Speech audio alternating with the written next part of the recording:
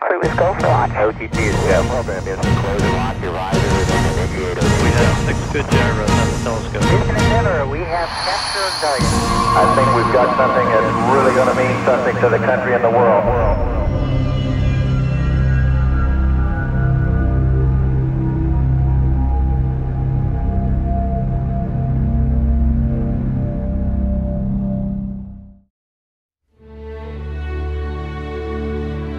For 30 years, the shuttle has risen into the sky.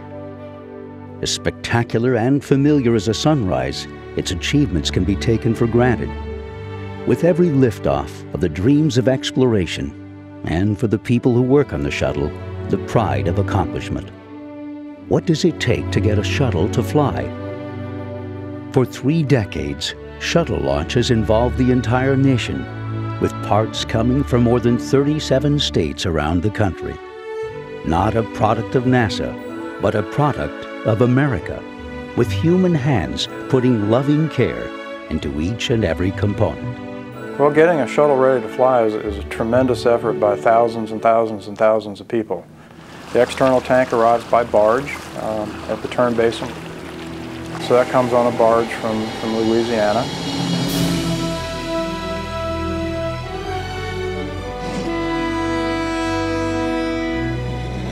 And the solid rocket booster segments come to us on rail from Utah. And so they all come together. We stack the boosters, then we attach the external tank, and then the orbiter gets attached to the tank, and we roll out. A shuttle launch, it's the icing on the cake for all the work that they've done.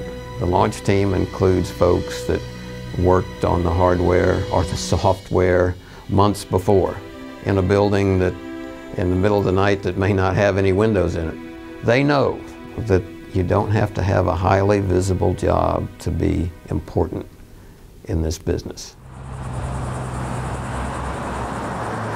Okay, for safety and distance passes, go, Mike. Thank you, Mark. Range weather. Weather is green on all constraints. Winds are from 335 degrees, 18 peak 25. Okay, thank you, Kathy. And ops manager. Hey, Mike, MFT doesn't have any issues that we're tracking. Looks like a good day. You are go to launch and land. Okay, copy that. CDR launch director. Go ahead. So on behalf of the KSC processing and launch teams, wish you good luck, Godspeed, and we'll see you back here just after Thanksgiving. Well, the launch here is very, very special. I haven't seen one from outside for over 10 years. I'm always in the control room. But thousands and thousands of people come to Titusville and Cocoa Beach and Cape Canaveral to see a launch. You watch the tourists, come here special. The kids, just in awe when the orbiter lifts off. It's a tremendous feeling of, again, of accomplishment.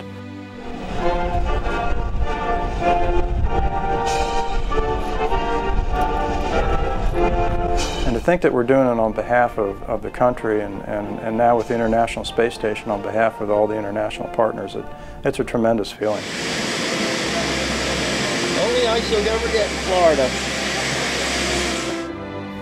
Shuttle launch is quite an experience. You wake up, put on your fancy clothes, you have a breakfast together before you put the fancy clothes on because you don't want to get them dirty.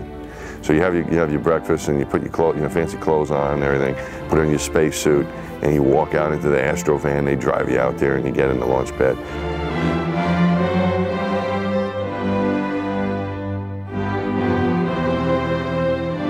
Leading up to the launch, it's a lot of training, and it's something you've been preparing for really kind of all of your life if you think about it, because this whole aspiration of being able to go into space is something that starts pretty early on for most people. Even though you're exhaustively trained for it, nothing really prepares you for what you're actually going to feel, because there's no way to really simulate that. So it really is, on-the-job training, as the as the saying goes. The launch is a pretty incredible experience, and I've heard a lot of people attempt to describe what it feels like. I've heard people say, oh, it's like getting hit in the back of your chair with the baseball bat. It's nothing like that. It's very hard to describe, in fact, because you're going from not moving at all to 26 times the speed of sound in only 8 minutes. And so the tremendous sense of acceleration is not one that you can really prepare for unless you've done it before. And then at 6 seconds, the main engine's light, and you feel that, and the shuttle pitches and then kind of comes back upright at 0 in the countdown. And then the solids light. And then there's no doubt you're moving. And I remember looking over and seeing on the display, yep, all those main engines are 100%. And then it was like, boom! And we were kicked off the pad.